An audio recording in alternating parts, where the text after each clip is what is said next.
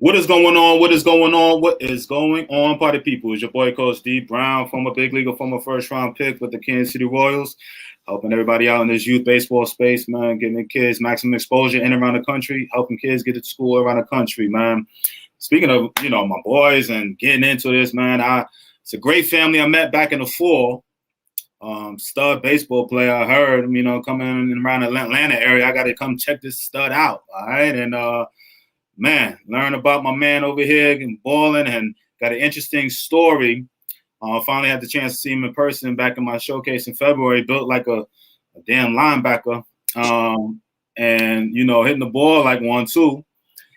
But his journey started at a post grad. And I wanted to kind of hit this topic up. I know it's kind of, especially for the uncommitted 2021s, as we sit here right now, a lot of people still don't know. Hell, I ain't know nothing about the post grad. This time 2 years ago was the first time I ever even heard of a post grad, especially for baseball. So it's still fairly new.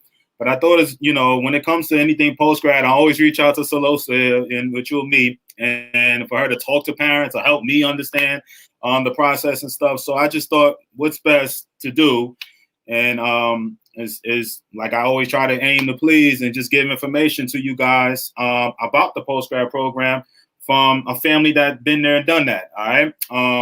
So I'm going to introduce you to Cellosa and Chandler Hicks of the Atlanta, Georgia area. What's going on? How you guys doing today? Hello, we're great today. How are you? All right, good. Chandler, what's up, family? How are you doing, man? I'm doing well. I'm glad to get up here on the show. All right, cool, man. A lot of people done been on it, man. You know what I'm saying? You a lot of studs, man. So you one of many. So when you go ahead and, hopefully everything locked and loaded on his pro side a few years from now, you can say, I can say, I had my man on when he was fresh faced. You know what I'm saying? So, but it's all good. You said what? And I seen New Year's on here. I was like, I gotta get on there one day. I like one of my favorite interviews. I was like, yeah, I gotta get on the show.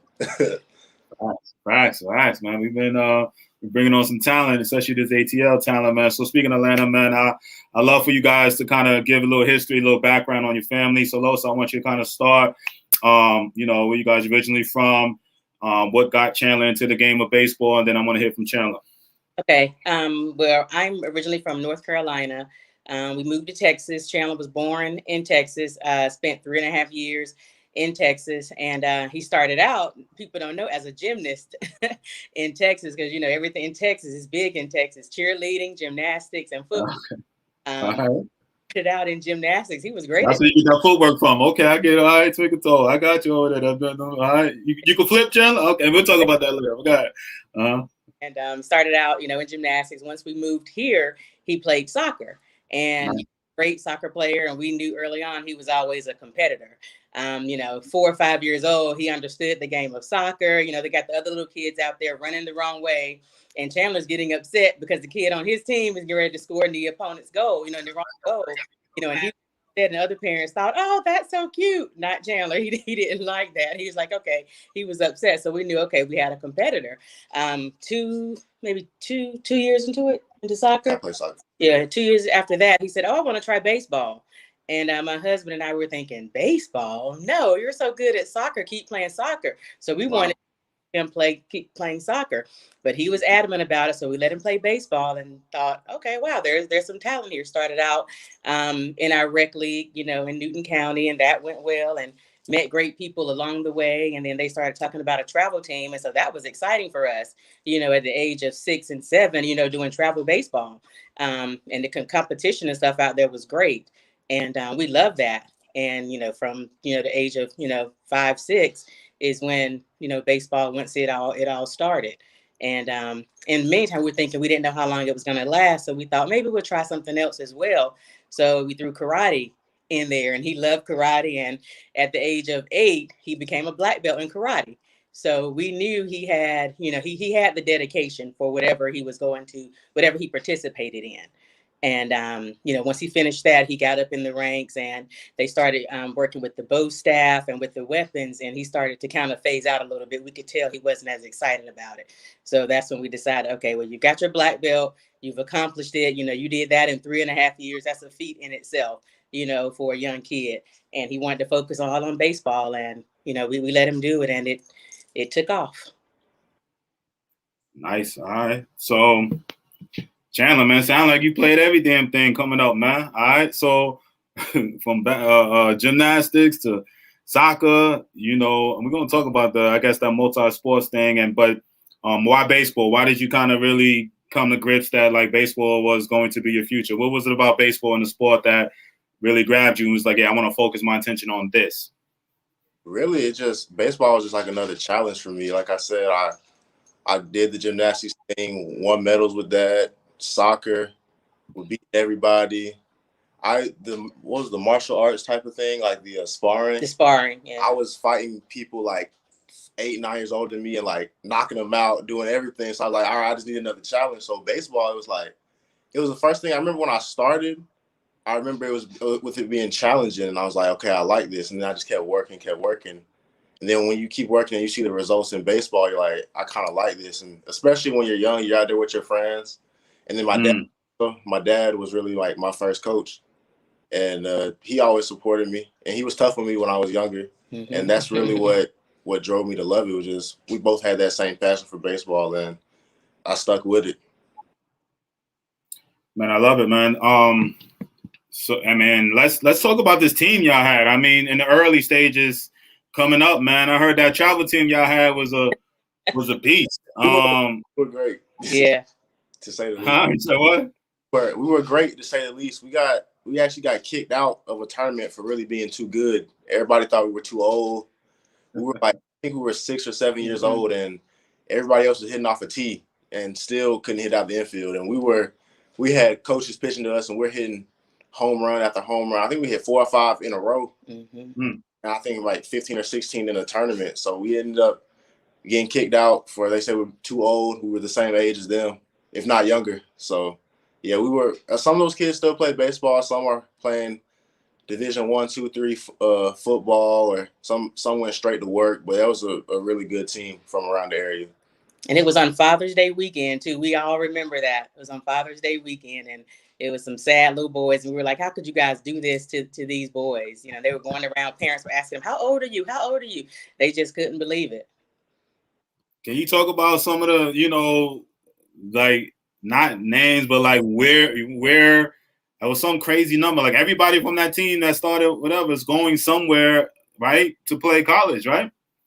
Well, a lot of kids are. I wouldn't say it's all baseball, but most kids are playing some sport at the collegiate level. And it's a few, you know, that decided they wanted to focus on academics. But I would say about 80% from that team is playing collegiately, whether it be football, baseball, basketball, it's some sport at the collegiate level. All right, so so you on this high level travel team, you balling, you done gave up the gymnastics, you done gave up the soccer, you full fledged, you know what I'm saying? You know, I ain't gonna lie, I can't picture your big self over there running around on soccer, man. Not what I saw on that baseball field. But anyway, but so now you in high school now, and you balling out right out the way. So talk about, you know, your recruiting process started fairly early, if I'm not mistaken, right? So as soon as you got into high school, it was blowing and popping right when it come to colleges. Am I right or wrong? Yes, sir. I started out my high school career as a catcher, and I was athletic. I'm still athletic. I was an athletic catcher, and really that's what caught the college's attention. Like, okay, we got a catcher that can run a 6'7". He can also hit, but if we need to put him in the outfield, he can do that. So it's like, okay, it's not like catchers that can do both like that. So that's really what caught the eye of most of the scouts early. And like I said, I wasn't this big my freshman year, but I was kind of this height. I didn't fill out until within the last year or so.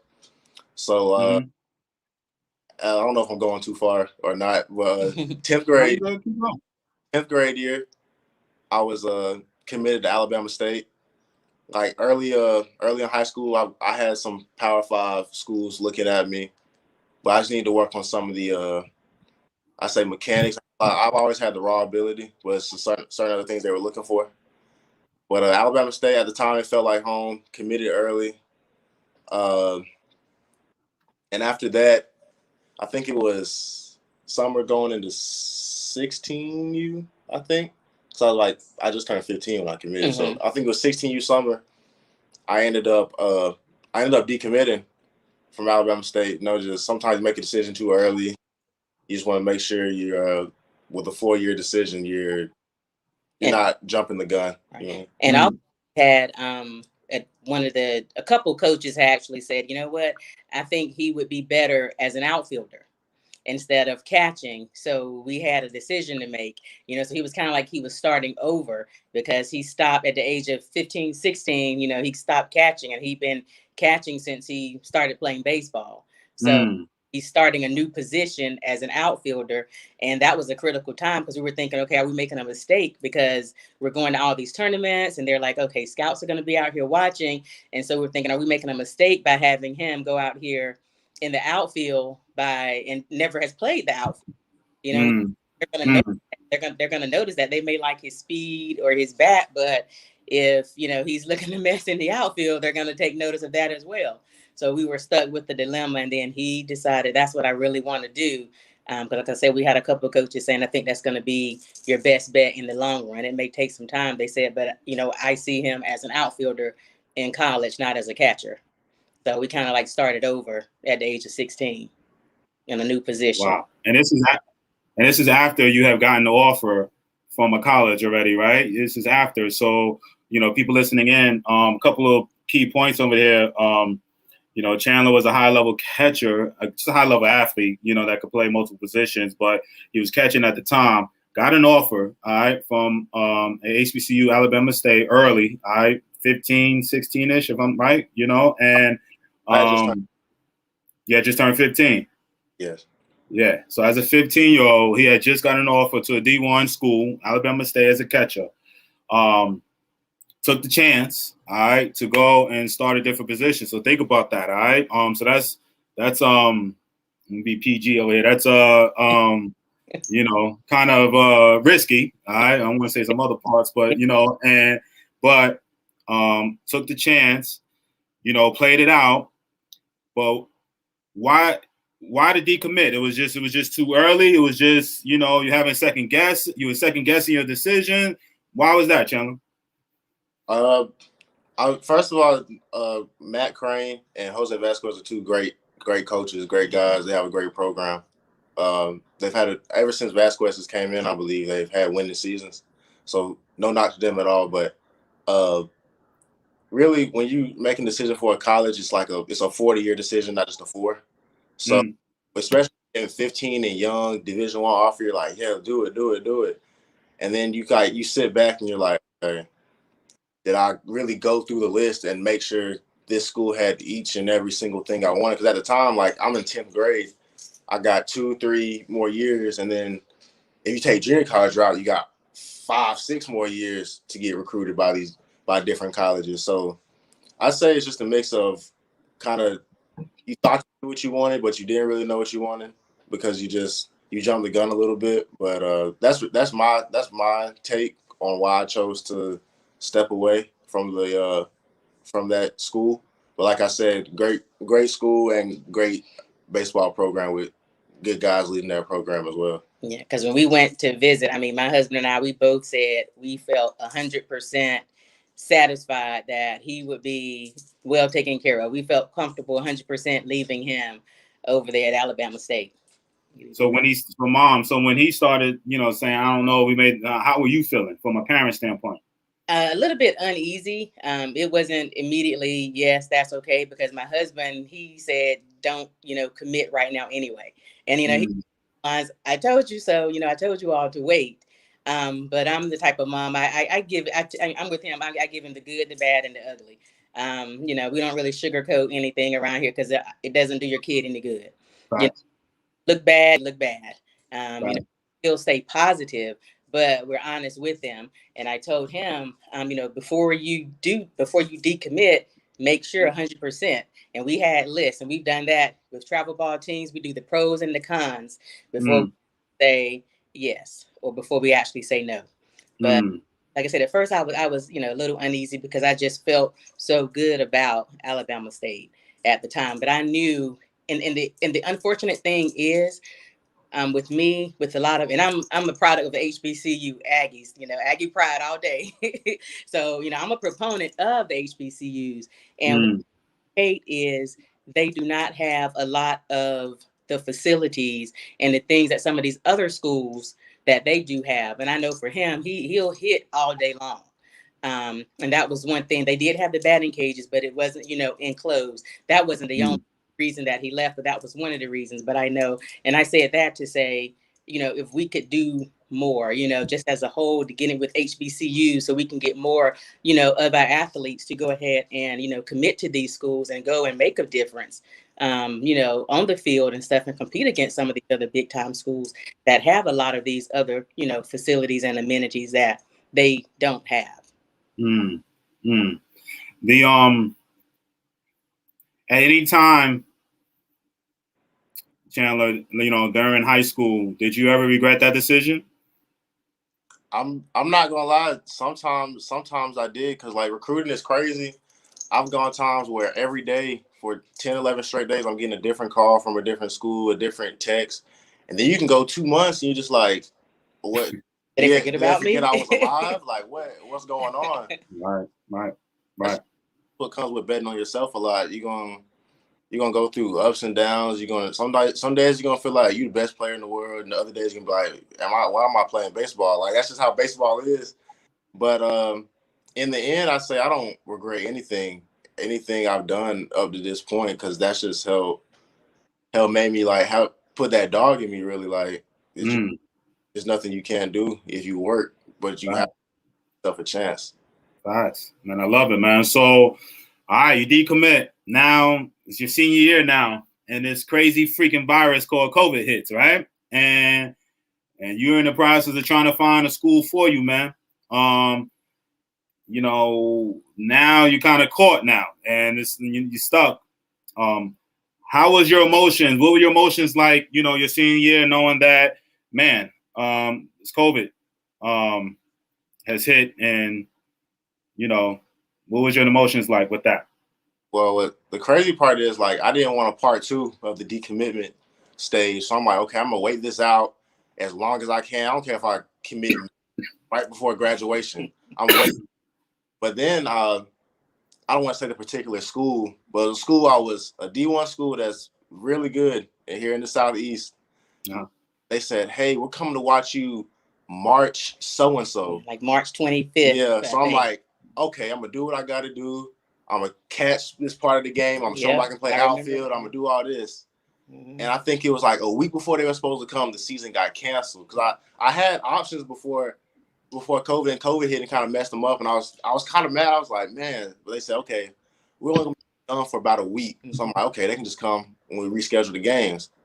Then a week later, like, nah, season's over. I'm like, season's over? Nah, we got to play some Sandlot games or something. They got to come play. Like, this not going to work. And then kind of after that, with COVID, the backup, they kind of didn't need a freshman coming in, playing my position. And that's just kind of how it goes. I'll let you take over from there, though. Yeah, but you summed it up, because I recall, because, he was going around the house, he was talking, because his high school coach was telling him, they will let you catch some, you can play the outfield, because you have, and it was a school that he was really interested in going to. We had already gone, gone on an official visit. They just needed to see him play. It was almost like a done deal. They just like, okay, we just got to see you play. And he, the coach, they already had it worked out. Like I said, he was going to do a couple innings catching, a couple innings at center field, a couple at left, just to kind of put it all out there. And I remember March 13th is when everything ended. It's about a week or two. And he was like, oh, now they're not going to be able to come. And the entire time, Chandler kept saying, oh, it's going to be more than 2 weeks. It's going to be more than 2 weeks. And in the end, he was actually correct. But I was still staying positive. No, we'll be back on the baseball field in April. The coaches will be out to see you, mid-April. And every week or two, I kept pushing it back. No, the coaches are still get to come. And one thing led to another. And, they didn't get to come. So that was really disappointing, because they just had to see him play. And I thought, well, maybe they've seen, some videos, so it still may be okay. But then COVID hit and a lot of their players in those positions returned. And so now it's like, well, do you really want to go to that school? They already have 7. You'll make the 8th outfielder, coming in. And, you really have to rethink all of that. But it was it was rough for a couple months after COVID. Yeah, I know my boy Chandler was really like, damn, man, second guessing, like, ooh, man, with the timing couldn't be no worse, man. So speaking of that, so now you caught now, right? Ain't no season going on, no sandlot. Schools can't leave the campuses, anything to check you out. So now you gotta make some decisions over there. All right. So when and how did this post grad? You know what I'm saying? When did you hear about post grad? When did you really consider this? Was it right away in March, or did you kind of consider JUCOs? You know what I'm saying? What was your mindset, and when did you first hear about post grads? Dang. We first heard about post grad, I want to say maybe like it was recently, honestly. Like it wasn't really a thing until like late junior year, early senior year, where like people were really doing post grad. Like honestly, I don't even think before I did post grad, I don't think I really knew anybody who was doing a post grad. So I hate to say I started it, but I feel like I did. I feel like, because now it's like everybody's doing post grad, and I was like, okay. But yeah, so probably late junior year, early senior year, and then I feel like there's no better time to do post grad than with COVID. You're not wasting eligibility. If you're a draft guy, you're not wasting eligibility. You can get drafted out of. It's possible to get drafted out of post grad. You keep 4-year school options open. You can still go to JUCO the next year. And if you use your time wisely in that post grad, you go to JUCO the next year, you can be an immediate impact guy, draft guy, 4-year school, Power 5. Like it's just crazy options. And like, of course, with post grad, you're not a part of the NCAA, NJCAA, so it's like there's no rules. The coach can practice with you for 4 or 5, 6 hours if they want. You can come in at 4 in the morning. You can come in 4 in the afternoon. Like it's just, especially if you get in the right place, like it's endless opportunities. I'm thankful that I had that opportunity in Augusta to be with other great guys. Just to name a few: Javon Ray from our post grad, he's committed to Georgia Southern. Cameron Foster is going to Liberty University, 2 D1 schools, and that's just to name a couple. I played with some more guys that have committed to some top JUCOs in the country as well that you should probably watch out for it too. We had a guy go to Northwest Florida, Florence Darlington too. They were just in the JUCO World Series. We had 3 guys going there. So, nice. Well, I want to say, well, we were the best post grad in the country. We won it. We won the post grad championships. So nice. we had a squad there. I feel like it'll be unmatched. Yeah, I agree. Now you got from mom's point of view, for the parents, because Chandler talked about the benefits. I kind of want to break it down even more because you told the benefits, which I appreciate it, Chandler. But I kind of want to also kind of get it from a parent standpoint, and the benefits, and then we kind of get into the maybe because everything ain't always all gravy with everything, but so from a parent standpoint, Cellosa, what are some of the benefits that you saw with the post grad, and why did you kind of like sign off and then think it was okay for Chandler to do it? Okay.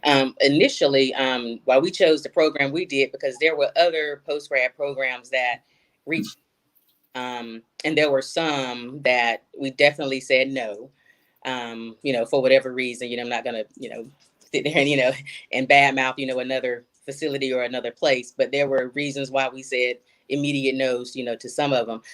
With Roger and Scouts USA, we had a little affiliation with him. Chandler had picked up with him, maybe 2 or 3 times or something on one tournament he had picked up with them. So we knew of him. And by us being from Georgia and the region Chandler was in for high school, they played a lot in Augusta. So Roger Wilkinson was out at a lot of our games. I guess he was doing his scouting at that time at the local high school games. And we knew of him. So let me look at my calendar real quick. Yeah. and we knew of Roger. So once, he sent the information out to us, and we still had to think about it, because initially it sounded great. The nutrition plan, the location where they were going to stay, everything, it sounded great. The prices and everything. But once again, COVID hit. And they started the program in August. COVID hit in March. So a lot of things were it was a delay. So we were thinking, okay, he said they may have to live in apartments. I'm thinking, my 18-year-old in an apartment, no nutrition plan. So what are we going to do? And so we started thinking, okay, fast forward, we got to teach him how to cook some basic things. What are we going to do here? And I thought about it, and I said, well, he really wants to get this opportunity to work. It afforded him the opportunity to be able to work and to be able to hit and do things that he wanted to do there. So it was almost like a no-brainer for us, and for him to be able to go there. Price wise, it's not, I don't know if you want to give out that information or not, because it may have changed. Yeah, it might, right. At the price point, it was feasible, from what we thought, for what it could award him.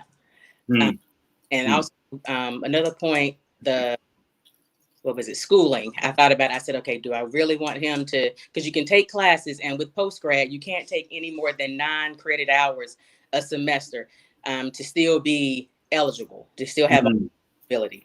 So the semester, we thought, okay, I want to keep him in there. I want to keep his brain, still sharp. So he took 2 classes the first semester. And I saw the schedule for the second semester, and there were a lot of games on Mondays, Wednesday, Thursday. Then the next week, the games were on Tuesdays and Friday. And I started looking and said, you're going to miss a lot of class on these. It wasn't like every Monday and every Wednesday. Then if that was the case, we could schedule classes on Tuesday and Thursdays, but that wasn't the case with the games. So he did not take any classes the second semester. He was grateful because he worked, all day. And and I'm thankful for that opportunity. I mean, it was worth every penny. It was. The downside, and for us, it was close. He was only an hour and a half away from us. But the downside that I didn't like was, like I said, with him being 18 years old and basically off on his own. I know you go to college, you're off on your own, but majority of the time you're in the dorm. So you have that. But, he's in an apartment with other 18-year-olds, in an apartment. And so my mind just starts going haywire. That was the downside. And then I also thought about, okay, if you're going to have all these people here, and what number of coaches are you really going to be able to get that individual attention that we're paying for in itself? But once again, they didn't have 30. They didn't have any more than 30 players. And they had probably about a third of those were POs. And then they had the pitching coach. So you still only had maybe 20 position players, that were there. So that was still that was still okay. On that aspect of it. All right, so Chandler, you decide on a post grad, because there's a lot of people, A, that don't know about post grad, B, and then they look down on it. You know what I'm saying? They'll look down at it, but you over there, you took it. The type of player you are. You knew why you were there at post grad, so you took it upon like, yo, I'm just gonna go get my work in, right? Put the work in and see what's going on. So, what did you see when you got there that was, as far as housing, as far as like scheduling, before the game started, like in the fall? Was it a lot of downtime? Was it a lot of, like things that you like, man, did I make the right decision? Were you kind of second guessing those type of things, man? Like how was your emotion in your first year in the post grad? It was emotional roller coaster, honestly. Like we had our meeting the first day, and I knew like one person there, but it's like, and I'm not everybody made it out of there. Some people quit. Honestly, some people quit. It's like the first day we had like 40 people in that room, and it's hot and everything. People got the mask on. I'm just looking around like, dang, so this is who I'm with the next 10 months. I don't know anybody's name. I'm in Augusta on my own. I'm hungry. I don't even know how to cook. Like, what am I going to do? So I remember that our first workout, I brought like 1 bottle of water. I didn't really eat that morning. I was like, probably just going to take some ground ball or nothing. Our trainer said, all right, first day we got 3-mile run. I said, 3-mile run? get on the machine, hit some fastball or something. It was a 3-mile run. I'm like, okay. And then the next day, it just got harder and harder and harder. And then you started seeing, all right, now this guy didn't show up to practice this day. Oh, this guy went back home. This guy's sick. Like, it was just gradually, some people you could tell they didn't want it. And one thing Roger said, he was like, a quote that stuck with me, he's like, you got to do the work that no one else is willing to do. And yeah, like, you just got to go in. You don't always know you never know what to expect, but when you're going to have for a certain period of time, whether that be 2 years or 2 months, you got to take everything you have and just take it in stride and just work. And like you said, a lot of people look down on it. Like, I would come back to my home, Covington, I just go out to the store. They'd be like, man, you were really good at baseball. You still playing? I was like, yeah, just wait. You're going to see. You're going to see. I didn't really let anybody. It's not because I was ashamed. I was just like, I just want to let go for the next year or two. And then when I really pop out and see what I'm doing, they're like, man, you got your head down. You got your head down. You had your head down. You working, right? You grinding right now. That's and I want to kind of piggyback because you talked about it briefly, 3-mile runs and all of that. What type of coaching staff did they have there? Like what your mom said they had a pitching coach there, and obviously you had Roger, but you had a strength training coach too, and I heard you had a pretty nice setup as far as workout facilities over there. No? Yeah, we were pretty lucky because our facility. I'm not sure if they'll still use that facility next year. I don't think they are, but we had a 80-yard turf facility on one side that had, all the weights you could think of: squat racks, bench, free weights, treadmills, sprint machines. We even had a basketball court back there. We had everything. And Raymond Weber, he played in the NFL, I think 6 or 7 years. He was our strength and conditioning coach. Is he a boxing coach or trainer? He trains boxers as well. So okay. So he gave us all the strength tools we needed to get through this long season. Our 2 hitting coaches, Josh Anthony played at Auburn, got drafted by the Braves. And also Justin, he was only with us for the first half of the year. Something went down where he had to end up having to leave. He played for the Braves as well. And both of those guys had professional opportunities, MLB opportunities. Well, yes, professional opportunities. One played in the minor leagues. They both came from JUCO. So that's kind of what stuck with me too. I'm like, okay, 2 players from a junior college that, somewhat met their goal in getting drafted and everything. So right, you got that chance. That's all you want, right? Yeah, we had a good group of coaches and trainers. Really, just everybody trying to come together for a common goal. All right, so they're bringing in a caliber kid like you, D1. All right,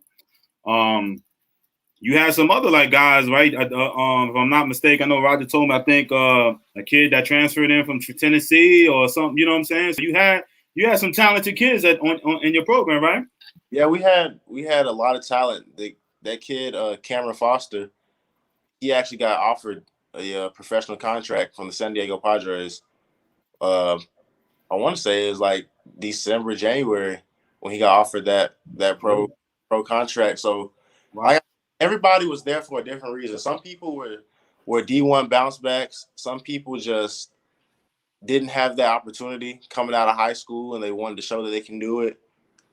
Some guys were just trying to go to just some D3 to keep playing, which is also okay. It's like everybody was there for a different reason, but the work ethic from everybody never changed. Like everybody wanted to work. And of course, not everybody's you're going to have some people that they may not want to be in the cage all day, come in early, but like when it was time to work, everybody was working. I was different though. Like practice started at 1, I'm there at 10, 11 in the cage. Practice in at 4. I go back to the apartment, get something to eat. And you can ask my mom, like, she a lot of times I wouldn't answer calls. I'm not on my phone. Like I'm in the cage and it's like 8, 9, 10 o'clock at night after a 3-4 hour practice.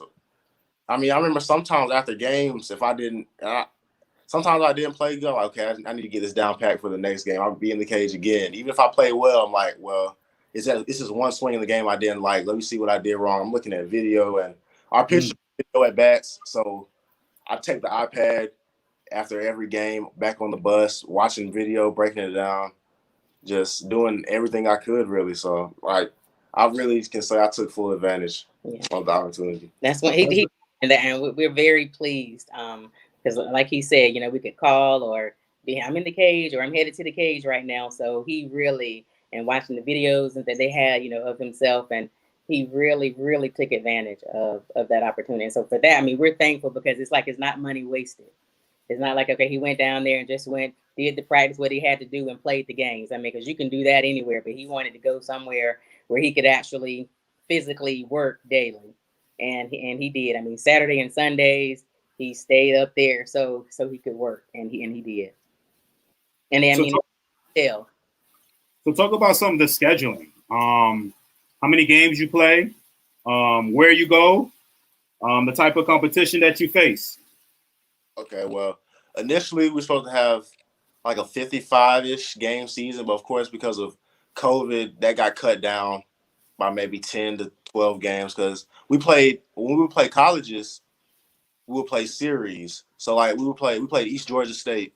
We would play 2 games on Saturday, 2 games on Sunday, of course. So you play college teams at your post. So you play, you're playing against college coach. You know what I'm saying? Because I just want to hash it because a lot of parents and people don't be knowing that they be thinking this, like I'm saying, some poo whatever. But you are playing colleges, right? Yes, you're playing JUCOs. You'll play some D2 programs, and one thing with the post grad I was at was you got to get used to like really playing series. Like you're in high school, you might play a team that's trash, and you play 4 innings as a run rule, and you're done. Like you're not really just gonna run rule these colleges. Like no matter it's JUCO, but it's some guys. Like we played Catawba Valley. Never heard of them. I'm like, who was Catawba Valley? So we go out there. First, I think I batted second that inning. He's like, the pitcher's like 92, 94. I'm like, what school from the middle of nowhere I never heard of. And they had 4 or 5 guys that same game throwing 92 plus from a JUCO I had never heard of. And they were ranked. They're ranked in the country. So it's certain things you have to get used to, like playing series. It's a certain schedule. Like when you play colleges, you have to get there really 3 to 4 hours before the game. You hop off the bus. You got a little bit of downtime, maybe eat a snack or whatever. Both teams have to take BP. Both teams have their times they can stretch on the field. Both teams got times where you change into your actual jersey. Like it's just a certain process you got to get used to. And in the fall, I ended up getting injured in the fall. But in the games I did play, I struggled a little bit because it's like you really have to just get used to. Okay, in high school, if you're the guy, you kind of just step in the box and do what you want to do. But like when you play college, it's a certain system that you have to adapt to, and it may not be what you like. And even if you don't like it, it's like okay, you either get used to it or you're not playing. So that's the main thing. And for a parent, and we would get the schedule, and he said, "Oh, we have to be at the facility at 6:00 in the morning. The bus is leaving at 6:30, and then they have a 2.5 hour bus ride, and then they're there 3 hours before the game starts." I'm thinking, oh my, you're going to be tired before the game even starts. The game starts at 1, and they're leaving at 6:30 in the morning, and they're there at 8:30, 9 o'clock for a 1 o'clock game. So all goes into play, as well when you're playing. You essentially are playing like a minor league. You get in there early enough, taking batting practice, the infields, and all of that, like a minor league team or professional team would. Right? So making sure you get there and getting your work in. So let me ask you this: so what are some of the states? You talked about the teams, which is great, but your team was based out of Georgia. But what are some of the surrounding states that you guys played? We played USC. What was it? South Carolina. University of South Carolina Union. We played Lander University, which I believe is also in South Carolina, isn't it? Lander's in South Carolina. We were supposed to play, who was it? Catawba Valley. They came down. They're from North Carolina. We went down to Florida twice to play. North Carolina. We also played a post grad in North Carolina. Combine Academy. We played Next Level Academy in Alabama.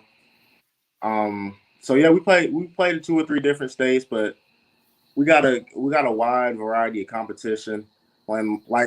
I personally would say, at least for me, whenever I would play the post grad, I'd be like, okay, this is cake, because I played against guys that were 22, 23 because of COVID. You know, they could come back, 22-year-old pitchers throwing gas, and I'm facing post grad guys throwing mid to upper 80s. I'm like, okay, this is BP, and that paid big dividends just because of all the adversity you would face. Like East Georgia State, I don't think they're ranked, but they had a guy that transferred from UGA. Yeah. They had a couple guys upper 80s. They had 2 or 3 guys that were ended up committing to Bethune-Cookman. Mm-hmm. So like, it's good. It's great baseball everywhere. Don't let anybody tell you, oh, JUCO this, nah. The post grad this, no. Because I've seen it, and I just played a full season there, and it's a legit competition. And a lot of people saying that they couldn't see themselves going to a JUCO or see themselves doing this. Like, a lot of those people, I don't think would even make the teams at some of these JUCOs we played. Honestly, the competition is very, very tough, I would say. And one thing we know too, even at like the post grad, it's not like, you know, your high school ball or your travel team. They're gonna bat their best 9, not their best 10 or 11. You have nine players, 9 batters. That's it. Playing real baseball. Yeah. Yes. Right. So let me ask you this. So now you're out there, you're playing, you're practicing facilities, you're training, you're getting your work in. It's grind time. What's going on in the recruiting cycle now? You know what I'm saying? Like from a post grad wise, what when did the calls start coming in? When are there college? Obviously, you're playing against colleges, which is the best form of marketing you can do. You're playing every time you go out and play against a JC or a D2 school. You're marketing yourself out there.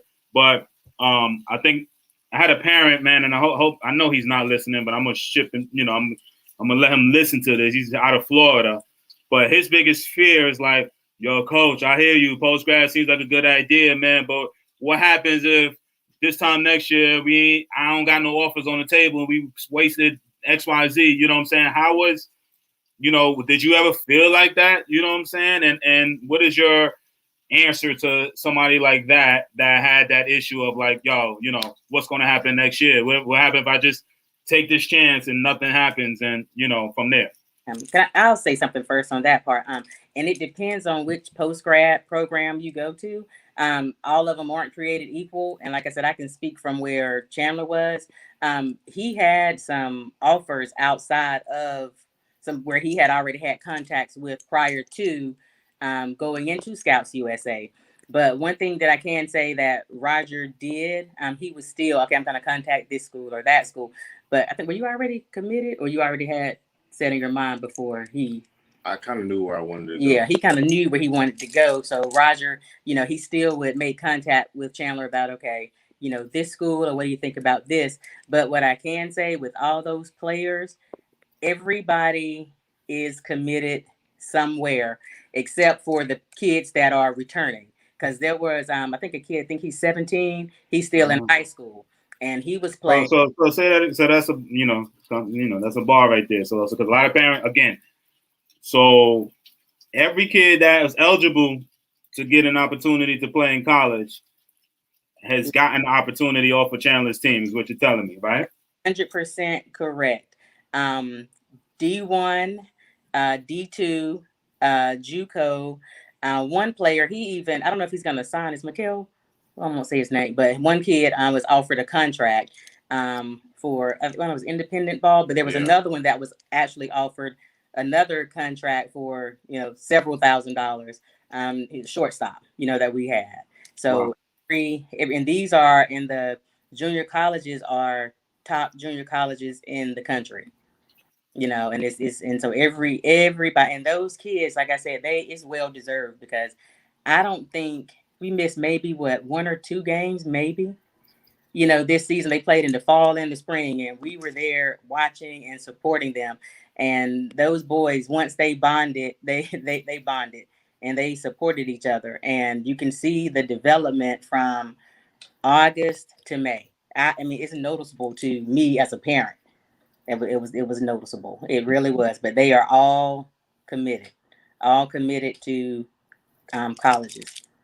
Man, that's super dope information. I want to kind of go back a little bit about the education aspect of it, just so parents understand. I know each post grad is different, but for your particular Scouts USA for the education aspect, did they provide the schools, or was it a local junior college? Did you have to do online? How did that work? Yeah, you could. It's local in Augusta because Chandler was at East Georgia State, East Georgia State College, or you could have chosen Augusta University. It was totally up to the family what they wanted to do. And the only thing Scouts USA asked is that they finish their classes by noon, because they wanted him to be at the facility by 12:30. But if you couldn't do that, then of course, just talk to him and they could work something out.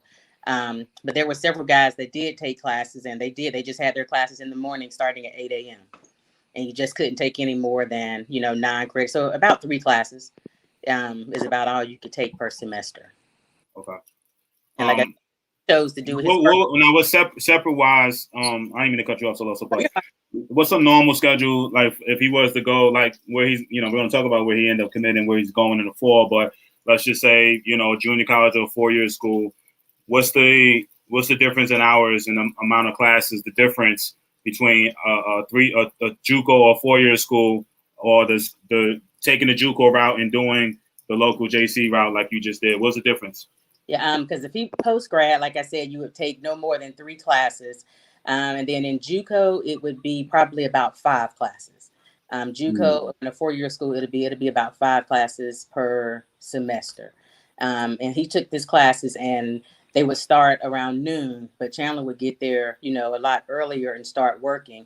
But when they start their meeting and things, it'd be about 12:30, and they would go about 4 or 5 hours, and they are allowed to do that. But once if you go D1, it's only a certain number of hours that the coaches can be out there actually with you training here. If they wanted to keep them out there 20 hours that day, they could, to get work in. They didn't care, but they had that time, and they were allowed to do that because it is post grad. And I love it. So now it's time. I know you already had an offer basically before the season even started from a JUCO. And you're getting some opportunities to play college. So you're doing your thing, with the post grad. You ended up choosing what school, and what was the decision in that? Well, I ended up committing to Chattanooga State Junior College in Chattanooga, Tennessee. Preseason, they were ranked, I believe, around 30 in the country for top JUCOs in the nation.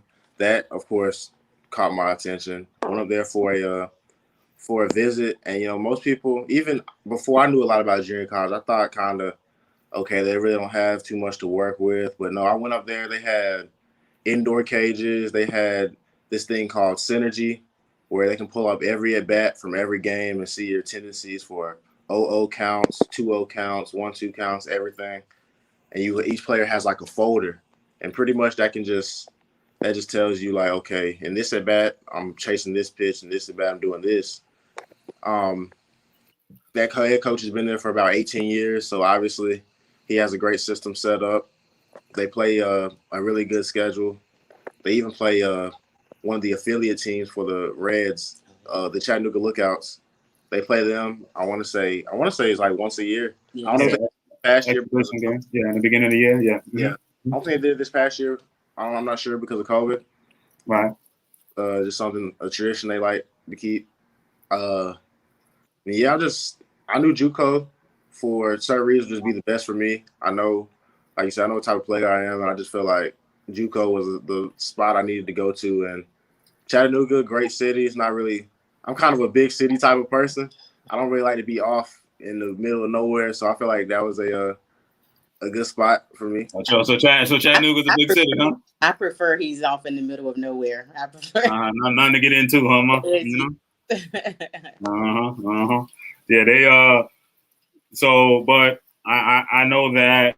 I mean, I've seen you, and pro aspirations is like most kids, but I mean, you have that type of talent.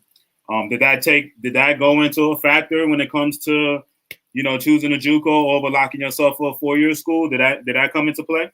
Most definitely, especially if you it's like a lot of people, like you said, want to be a pro, but if you really the type of person that can put in the work and then not just put in the work but produce on the field, I feel like if you feel like you're a legitimate pro prospect, why, if you have a breakout freshman season, you hit 400 with 15 home runs, okay, you go do that at XYZ Power 5, okay, good. Can you do it for the next 2 years? But you put yourself in that situation where you ball out your first year. That was a part of the factor in me going to JUCO. I felt like if I do what I need to do, I don't feel like I should be here for too long, no matter what JUCO you're at. It doesn't matter which JUCO you're at. It's up to you. You can go to number one JUCO in the country, but if you hit $150, you're not going anywhere. So it's all up to you and everything.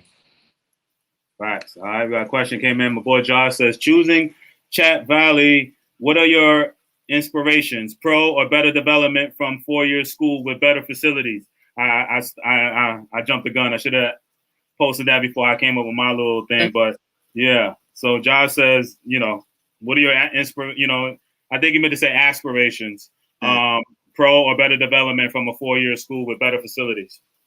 Oh, well, ever since I was 7, my goal has been the league. Like, that's the only thing I've ever thought of. But of course, like, if you get a D1 school knocking at your door and you don't get that pro opportunity, I mean, that's what I would like to do too. But like, I feel like, just me personally, my goal has always been professional. Like, everything I do is working towards that. So pro definitely be my number one aspiration, but I would never knock a opportunity to go play in college at the same. That's the beauty of it, though. I mean, that's because you're gonna get some out here like, oh, he on his pipe dream, he should be concentrating on education and all that. What he's saying is, all right, he betting on himself. He's getting himself 4 years of opportunities to get drafted. All right, he can go to the 4-year eventually. After, if it's 2 years of JUCO doesn't work out pro wise, he can still go to the 4-year school. So he's just sitting there saying like, yo, instead of locking myself up for 3 years, I'm gonna go ahead and roll the dice and put up some numbers and see if I can't get drafted in a year or two. And and in the 4-year school, I guarantee you put up numbers, they're gonna want him anyway, and he's just gonna be a more polished player when he goes into the 4-year school and be ready to play right away. So I love the JUCO route. I've always been a huge fan of JUCOs. Every JUCO is different, but just for what Chandler is doing, how he's approaching it is the reason why I would go to JUCO, and I would encourage my son to go, if I had one, to go to the JUCO route. In this day and time, what I know now from putting on these interviews and stuff like that, like I said, so I don't see nothing wrong with it with your mindset. I know your skill set. All right, so let's go do your thing.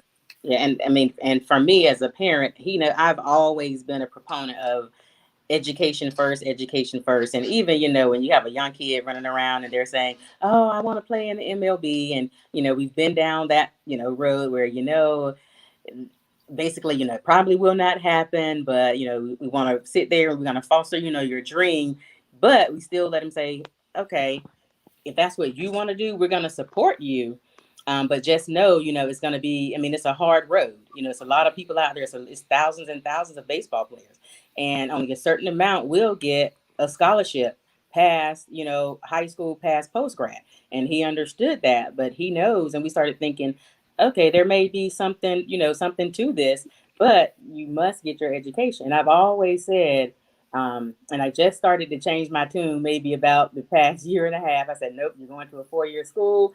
I don't care what's coming your way. I don't care. You're going to. But why was your mindset on that? Because I think most parents have this mindset. Right. And it was because I was thinking, in growing up, I've always been taught, my grandfather, who passed away, a year ago, right before COVID, almost 90 years old. And he's always stressed education. When how our grandparents are, they give us, their story, and him by only having a 6th grade education because, that he had to take care of his siblings. So he wanted better things for his children and for his grandchildren. He felt proud about that, about everybody having education, going on, getting degrees. And, he was happy and pleased about that. And so that was passed on down to me. And so I'm going to pass it down to my kids that education is first. And then I had to sit down and think about, education is first, but we have to also think about, our children, they're different. We're all different. People have different mindsets, people have different goals. And I know what Chandler's goal is, and we want to try to help him reach that goal. But you can still reach that goal and get your education. It may take a little longer. You may not get it in the typical, 4 or 5 years. You may get it in 8 years because you're chasing your dream. And guess what? That's still okay as well. So that took me some time, but we're happy with that decision and where we are. But he still will get his education. It just may take a little longer, and that's fine. Facts, man. I know you said this, but there is a lot of momentum with this post grad now. You know what I'm saying? With the whole COVID thing and all of that. Speaking of Tia, because her son is going over there, ATL over there in the building, but they're going up to a JUCO up in I think Maine, right, Tia? And her son can play, and but they're doing a JUCO route, and I mean a post grad route, and so great player, came to my showcase in Alabama, so he definitely can ball. So that's why I just think, sometimes people just think, oh, it ain't competition wise, it ain't all of that. But you're naming every kid that went to your JUCO. I mean, keep saying JUCO. That played on your post grad is going to college. Tia's son definitely can play. All right. What would be your advice, Chandler, for somebody that's uncommitted right now, 2021, that's maybe down on post grad a little bit, thinking that all parents. As a matter of fact, I'm gonna let you talk from a parent objective, Cellosa. But Chandler, think of the Chandler in 2019 going into 2020. All right, thinking of post grad, like nah, man. You know what I'm saying? What can you say to that young player right now that's an uncommitted 2021? Let's just say that is poo-pooing post grad, don't really understand it. What would you say to him? I would say before you knock it, at least try to do some type of research. And like I said, every post grad isn't created the same.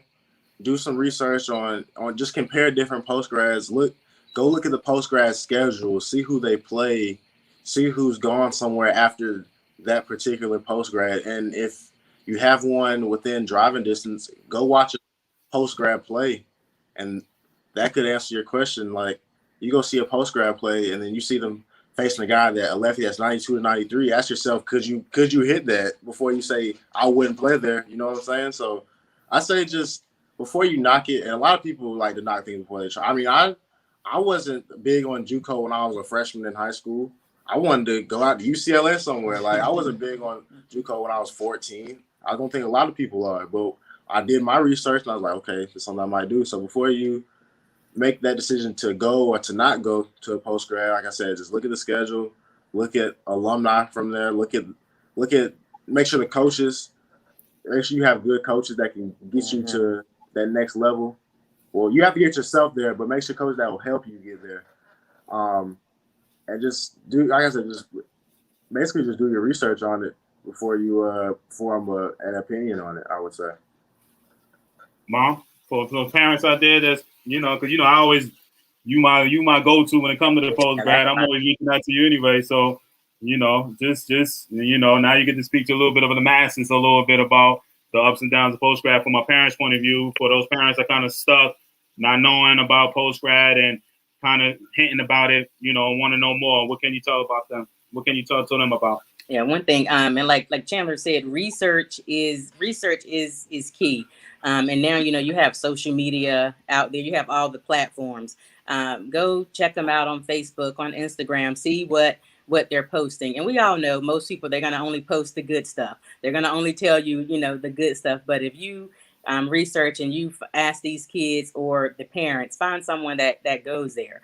Call them up, send them a message, and say, can you tell me the good, the bad, and the ugly? about this because you want to know. I don't want to know just the good things about about a facility or about a person. And I can say, but about Scouts USA, where Chandler was, we were pleased. Some of the good things about it, when they traveled in the luxury buses.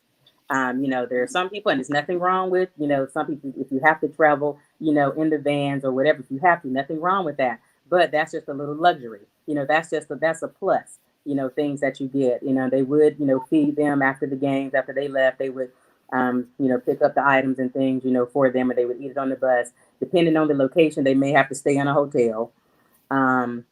We went down to Florida. They stayed in a hotel, I think maybe 2-3 nights. That was in the champions, the JUCO, the post grad championship. They played in that. They were treated well. They won. They were treated to Hooters. So, so I think they enjoyed that. The parents, we weren't there, but I'm pretty sure they enjoyed that. That's just some of the perks on the fun side.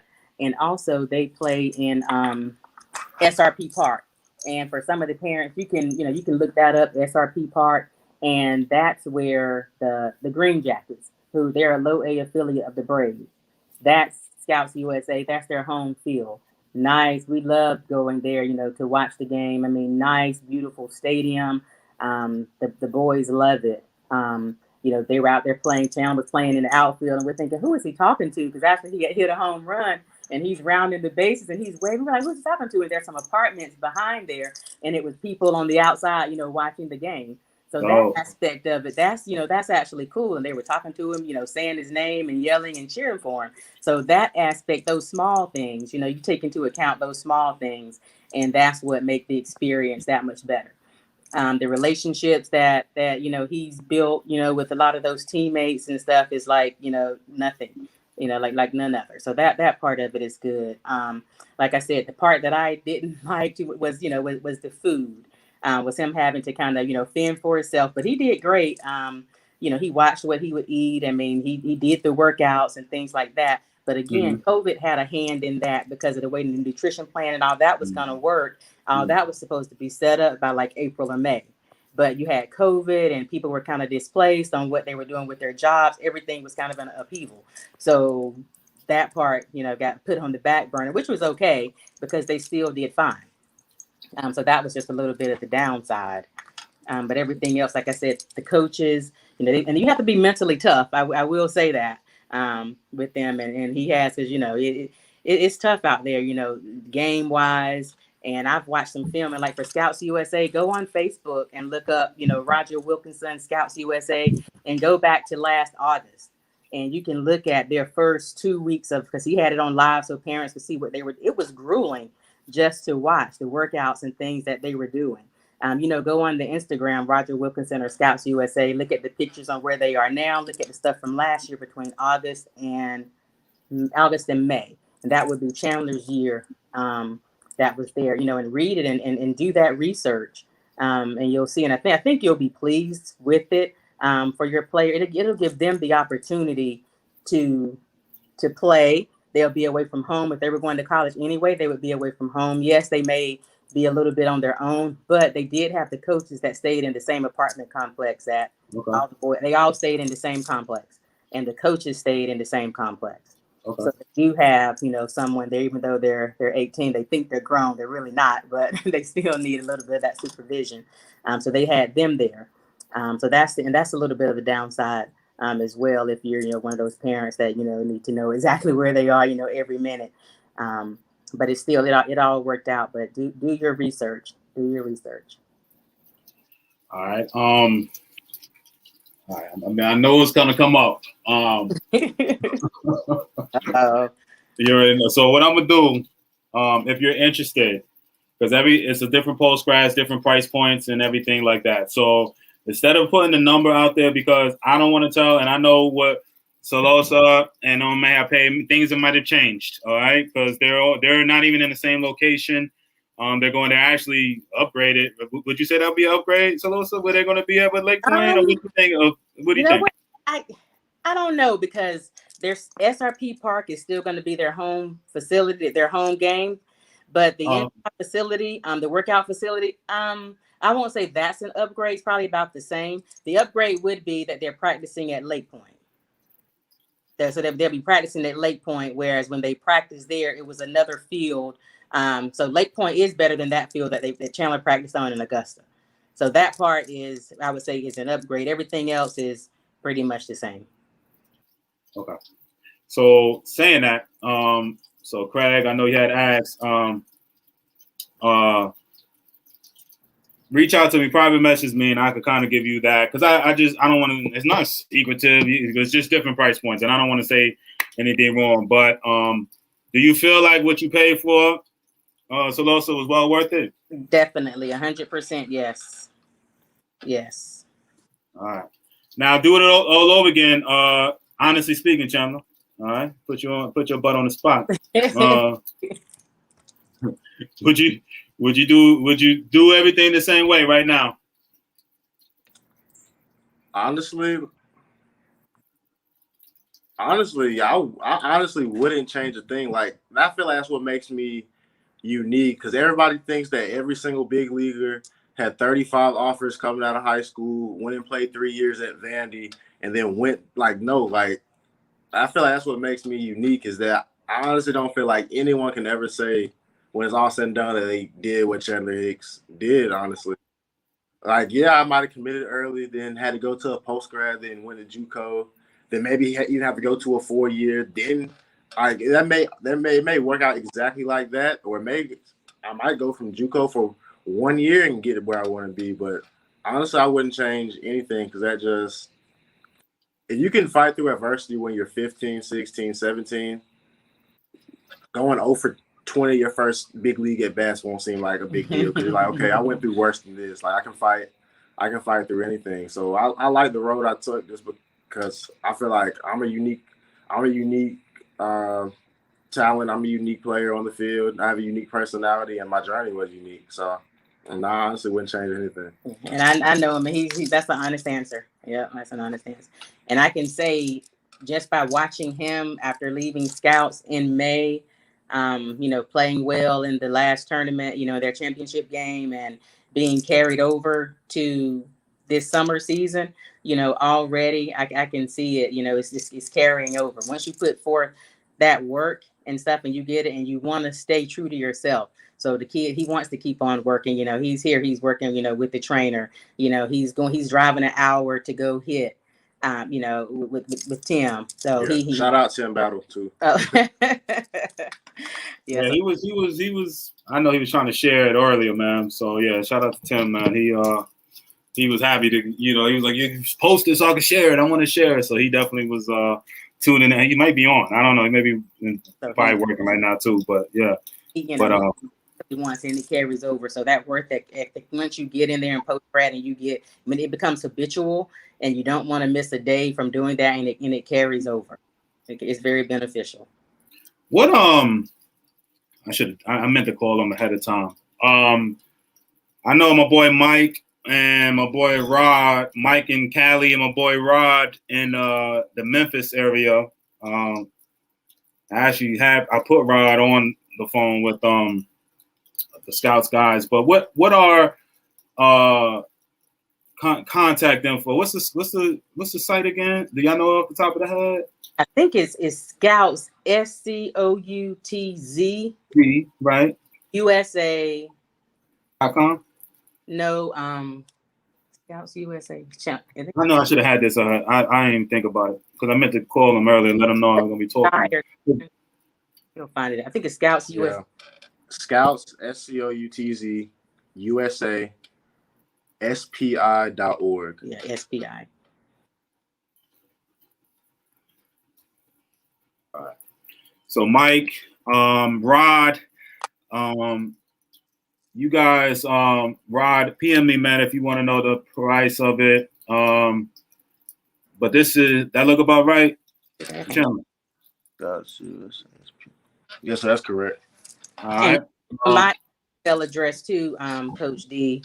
If any more questions or anything, you can give them my email address, and they can just put D Brown in the subject, D Brown post grad or something like that, and then I can get back up. All right, cool. I appreciate, because for all my parents that do have questions, Rod, Mike, we a community over here, so Cellosa has been behind. That's why I asked her to come on here now. I know I just got. I know she ain't gonna say it, but she getting tired of me every 5 minutes. Seems like every other week. I'm asking her to talk to a parent from California to Ohio to everybody about the.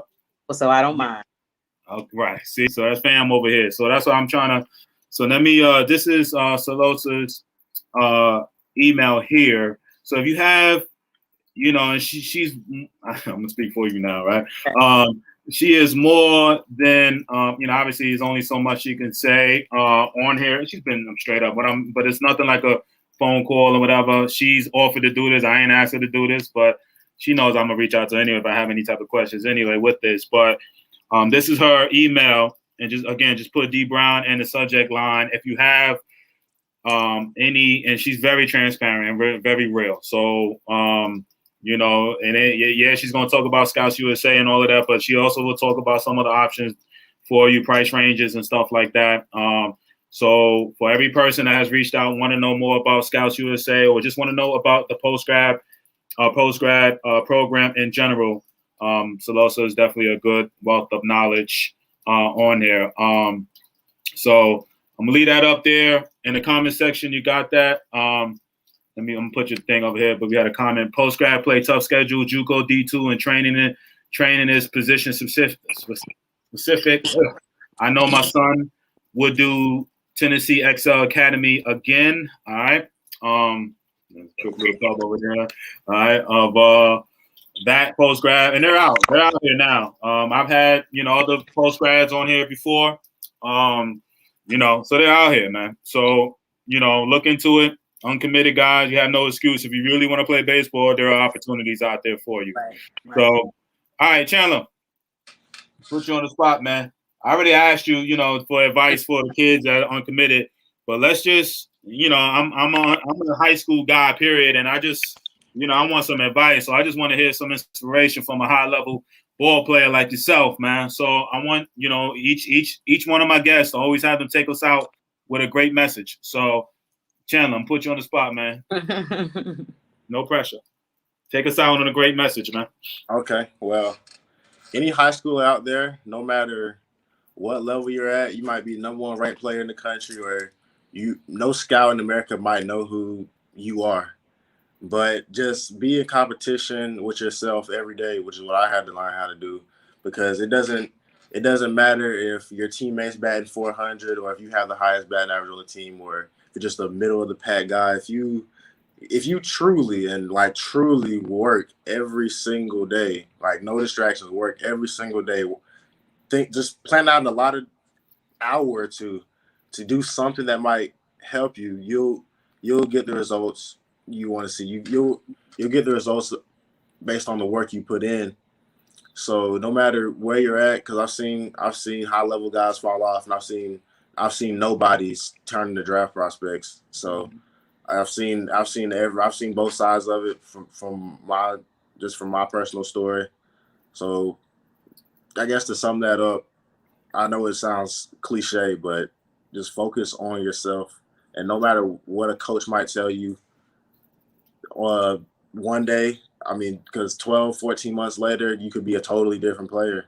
And they'll try to say, I told you would be that, but no, they all didn't think that. But no matter what, just keep working and block out negativity, I would say.